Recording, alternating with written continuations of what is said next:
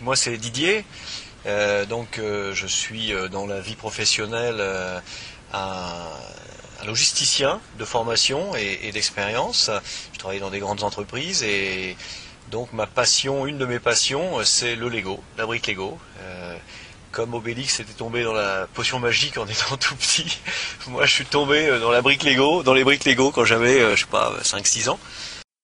Je me suis remis au Lego en étant devenu moi-même papa, c'est-à-dire en ayant deux jeunes enfants dont un petit garçon. J'ai vu au début des années 90 que Lego faisait des trucs très sympas. Donc prétextant que c'était pour mon fils, on s'est racheté quelques boîtes et puis voilà. Et après, de foire à tout en achat sur eBay ou Le Bon Coin, j'ai remonté une collection assez impressionnante. Et puis avec mon collègue Stéphane, on s'amuse à faire des maquettes, des constructions personnelles et des expositions pour le bonheur de tout le monde, le nôtre, mais aussi de tous les gamins ou les parents qui viennent voir ça, quoi. Alors moi je m'appelle Stéphane Fouissenet, je suis tailleur de pierre de métier, restaurateur d'objets d'art. Je suis retombé dans la passion du Lego il y a à peu près 10 ans, tout simplement sur une foire à Tours, en trouvant des modèles que j'aurais voulu avoir quand j'étais gamin, que j'ai pas pu me payer, enfin que mes parents ne m'offraient pas. Donc voilà, je compense ce que j'ai pas eu quand j'étais enfant. Maintenant j'achète des modèles Lego et j'en fais des expos et je m'éclate.